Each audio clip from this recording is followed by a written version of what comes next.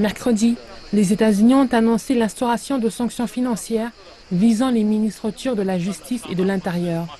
Les sanctions ont été appliquées en vertu de la loi Magnitsky qui autorise le gouvernement américain à sanctionner des officiels d'un gouvernement étranger impliqués dans des cas de violation des droits de l'homme. Le refus de la Turquie de libérer le pasteur américain Andrew Brunson, qui a été incarcéré en 2016 et transféré en détention à résidence la semaine dernière pour des raisons de santé, a poussé Washington à prendre des mesures. Le pasteur Brunson est accusé d'entretenir des liens avec l'organisation de Fethullah Gülen, qui, selon Ankara, est derrière le putsch raté de 2016. Le pasteur américain nie tous les faits. Washington affirme qu'il n'y a aucune preuve contre le pasteur Brunson et pour le président américain Donald Trump, il est un homme de foi innocent.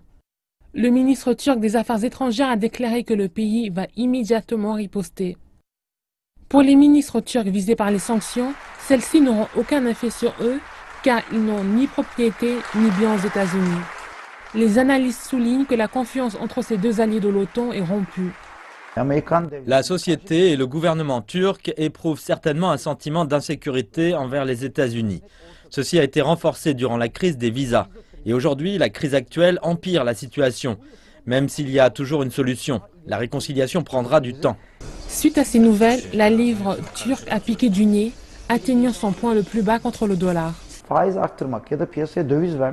Les leçons que nous avons tirées de notre expérience avant la crise russe, il ne sert à rien d'augmenter les taux d'intérêt ou les devises étrangères sur le marché qui n'auront aucun impact sur l'économie.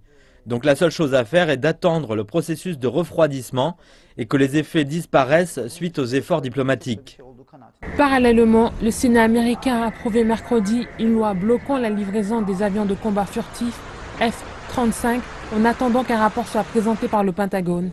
Si le président Trump approuve cette loi, elle pourrait certainement accroître les tensions entre Ankara et Washington.